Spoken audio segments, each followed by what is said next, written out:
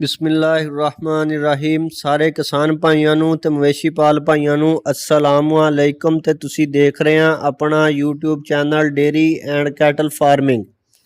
ਅੱਜ ਮੈਂ ਆਪਣੇ ਕਿਸਾਨ ਭਾਈਆਂ ਲਈ ਇੱਕ ਨਵੀਂ ਵੀਡੀਓ ਲੈ ਕੇ ਹਾਜ਼ਰ ਹੋਇਆ ਹਾਂ, ਜਿਹਦੇ ਵਿੱਚ ਅਸੀਂ ਅੱਜ ਗੱਲ ਕਰਾਂਗੇ ਪਿੱਛਾ ਮਾਰਨੇ ਵਾਲੇ ਜਾਨਵਰਾਂ ਦਾ ਦੇਸੀ ਤਰੀਕੇ ਦੇ ਨਾਲ ਇਲਾਜ।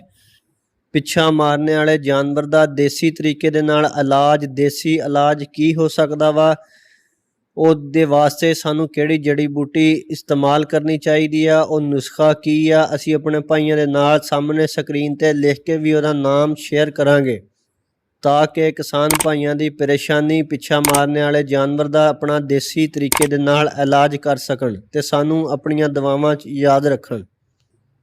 ਚਲੋ ਹੁਣ ਅਸੀਂ ਆਉਂਦੇ ਹਾਂ ਆਪਣੇ ਨੁਸਖੇ ਦੀ ਤਰਫ। ਇਹ ਨੁਸਖਾ ਇੰਡੀਅਨ ਰਿਸਰਚ ਪੇਪਰ ਵਿੱਚ ਪੜ੍ਹਿਆ ਗਿਆ ਵਾ, ਜਿਹਦੇ ਵਿੱਚ 100% ਬਿਹਤਰੀਨ ਰਿਜ਼ਲਟ ਪਾਇਆ ਗਿਆ ਇਹਨੂੰ ਇਸਤੇਮਾਲ ਕਰਕੇ। ਅਸੀਂ ਜੜੀ ਬੂਟੀ ਸਮੁੰਦਰ ਸੋਖ ਦੇ ਨਾਮ ਤੋਂ ਜੜੀ ਬੂਟੀ ਆਂਦੀ ਆ, ਜਿਹੜੀ ਅਸੀਂ ਅੱਧਾ ਕਿਲੋਗ੍ਰਾਮ ਲਵਾਂਗੇ ਔਰ ਇਹਨੂੰ ਅਸੀਂ 4 ਹਿੱਸਿਆਂ 'ਚ ਤਕਸੀਮ ਕਰਕੇ ਅਲੱਗਾ ਰੱਖ ਲਾਂਗੇ। ਅੱਧਾ ਕਿਲੋ ਸਮੁੰਦਰ ਸੋਖ ਜੜੀ ਬੂਟੀ ਅਸੀਂ ਲੈ ਕੇ ਉਹਨੂੰ 4 ਹਿੱਸਿਆਂ 'ਚ ਬਰਾਬਰ ਦਾ ਤਕਸੀਮ ਕਰਕੇ ਆਪਣੇ ਕੋਲ ਰੱਖ ਲਾਂਗੇ ਤੇ ਰੋਜ਼ਾਨਾ ਉਹਦੇ 4 ਹਿੱਸਿਆਂ 'ਚੋਂ ਇੱਕ ਹਿੱਸੇ ਨੂੰ ਚੱਕ ਕੇ ਥੋੜ੍ਹਾ ਪਾਣੀ ਨਾਲ ਮਿਕਸ ਕਰਦੇ ਜਾਵਾਂਗੇ ਤੇ ਜਦੋਂ ਇਹ ਸੋਨ ਹਲਵੇ ਦੀ ਤਰ੍ਹਾਂ ਪੇਸਟ ਬਣ ਜਾਏਗਾ, ਸ਼ਕਲ ਇਖਤਿਆਰ ਕਰ ਲਏਗਾ, ਉਦੋਂ ਤੱਕ ਅਸੀਂ ਪਾਣੀ ਮਿਕਸ ਕਰਦੇ ਰਵਾਂਗੇ। ਉਸ ਤੋਂ ਬਾਅਦ ਅਸੀਂ ਆਟੇ ਵਿੱਚ ਮਿਕਸ ਕਰਕੇ ਆਪਣੇ ਜਾਨਵਰ ਨੂੰ, ਜਿਹੜਾ ਪਿੱਛਾ ਮਾਰਦਾ ਹੋਏਗਾ, ਆਪਣੇ ਜਾਨਵਰ ਨੂੰ ਖਿਲਾਵਾਂਗੇ।